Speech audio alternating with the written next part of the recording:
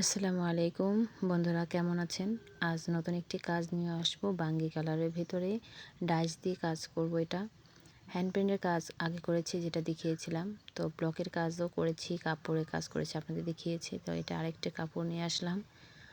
তো এই কাজটা আমি যেহেতু প্রথম কাপড়ে যখন কাজ করেছি ক্রিম কালারের ভিতরে, ওটা অনেকেই পছন্দ করেছেন।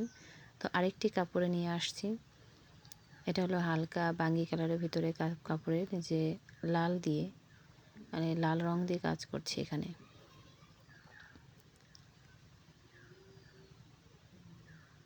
তো এইভাবে চেপে চেপে রঙগুলো লাগিয়ে দিচ্ছি। আমার নিচে প্রত্যেকটা কাজ করা শেষ হওয়ার পরে দেখেন কাপড়ের জমিনেও আমি এভাবে কাজটা করেছি ডাইস দিয়ে। তো এখন আমি আঁচলের কর্নার, ওটা আপনাকে সাথে শেয়ার করব যে কীভাবে কর্নারের কাজটা করে। আসলে আমি পুরো ভিডিওটা দেখালে কি সময় লাগে, তার জন্য আমি পুরো ভিডিওটা দেখাচ্ছি না। তো এইখানে আমি কর্নারের কাজটা করব কিভাবে আপনাদের সাথে শেয়ার করছি। তো কর্নারে একটু কোনাকুনি করে কাগজটা রেখে দিতে হবে। এখানে পেপারটা রেখে তারপর এইভাবে ছাপ দিবেন। দেখুন, এক সাইডের কাছে তো অপর পাশে যখন আমি কাজটা করব, এই রঙটা শুকাতে হবে। শুকাতে যতটুকু সময়, তো রঙটা শুকিয়ে গেছে। এখন এই পেপারটা আবার এইখানে কোনাকুনি করে রেখে তারপর আবার রং করতে হবে। এইভাবে এই পাশ থেকে আবার ডাইসটা বসিয়ে দিলাম।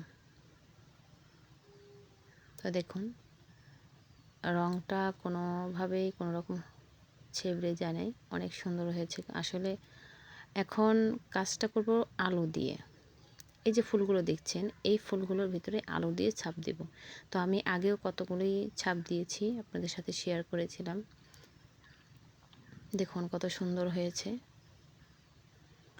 প্রত্যেকটা কাজই যখন ফিনিশিং হয়ে যায় অনেক সুন্দর। দেখেন, যখন এই ছাপগুলি দিয়েছিলাম তখন কত সুন্দর লাগছে, কিন্তু ছাপ দেওয়ার আগে অন্যরকম দেখে গিয়েছিল। তো চিন্তা করলাম যে যেহেতু এর ভিতরে যদি অন্য কোনো কালার হয় দেখতে অনেক সুন্দর লাগবে, তাই এই ফুলের মাপ দিয়ে আলুতে এরকম ডিজাইন করে কেটে নিয়েছি। তারপরে এই রঙগুলি করছি। এখন দেখেন কত সুন্দর লাগছে কাপড়গুলো যখন রং করা হচ্ছে। প্রত্যেকটা ফুলগুলি কত সুন্দর ফুটে উঠছে।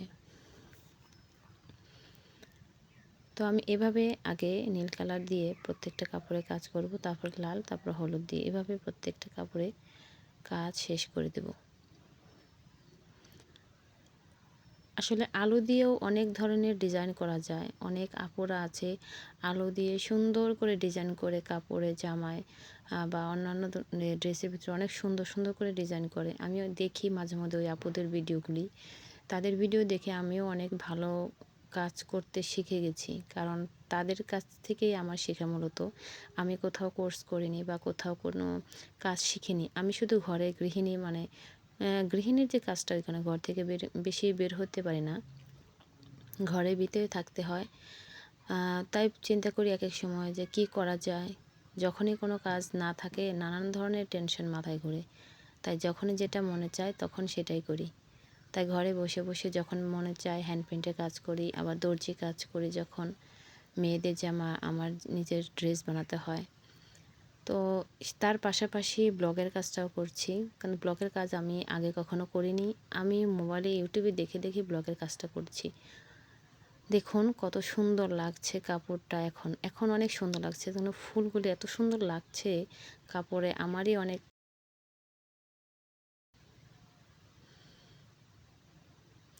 তো এটা হলো আঁচলের কাজ। আঁচলের কাজটা প্রায় শেষ।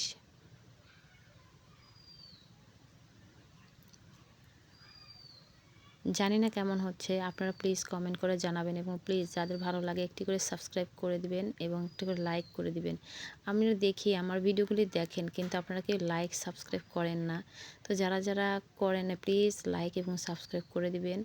আমার এই কাপড়ের কাজগুলো অনেক কষ্ট হয় যখন কাজগুলি করি, কারণ আমার অনেক সময় কম।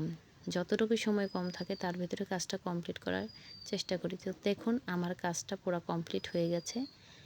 এখন দেখেন কাপড়টা কত সুন্দর লাগছে, মাশাআল্লাহ। ফুলের জন্য কাপড়গুলো এত সুন্দর ফুটে উঠেছে। এটা হলো আঁচল, পুরো আঁচলের কাজটাই দেখুন কত সুন্দর হয়েছে কাজটা, মাশাআল্লাহ। তো প্লিজ কমেন্ট করে জানাবেন কাপড়টা আপনাদের কেমন লাগলো। ভালো লাগলেও কমেন্ট করবেন, খারাপ লাগলেও কমেন্ট করবেন। আপনাদের কমেন্টের আশায় আমি থাকি। তো ভালো লাগলে সাবস্ক্রাইব করে রাখবেন। ধন্যবাদ সবাইকে। আসসালামু আলাইকুম ওয়া রাহমাতুল্লাহি ওয়া বারাকাতুহু।